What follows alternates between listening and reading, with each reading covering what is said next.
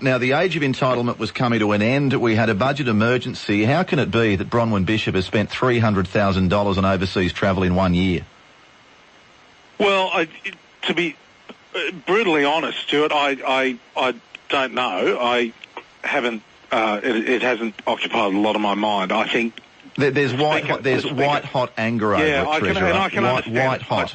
I can understand. I think the Speaker needs to explain the matter. I think she's already put out a statement about some of the allegations made. Well, basically that it was within parliamentary guidelines, which can mean anything. I mean, one of the expenditure items was a week-long meeting in Geneva of this interparliamentary union, of which we know she was campaigning to become the president. Was she effectively not applying for a job which would have prompted her to leave the Federal Parliament of Australia and using our money to apply for that job?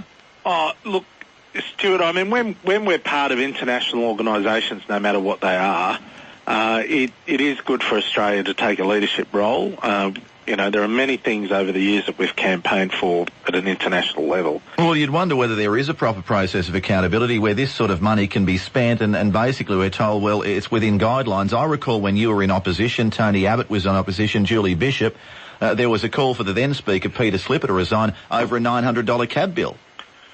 Well, they were different circumstances. I mean, he was, you know, I can't remember if there has been resolved in court. Well, it has. The appeal went in his favour. Remarkably, right. The appeal found in that the money and the spending was within, again, parliamentary guidelines, right. But there was a conviction at one stage. It was overturned on appeal. But the point is, if we ignore the nuances of the legal side of it, that the spending is what got up people's nose. That was $900. Now, I know there was an argument over the way the cab vouchers were filled out, but that was $900. We wanted him gone. This is $90,000.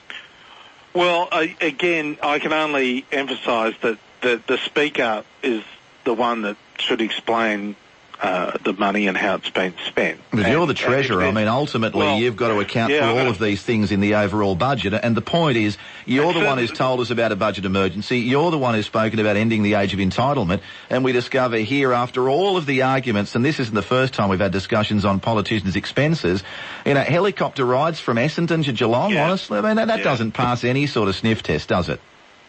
Look, instinctively, it doesn't.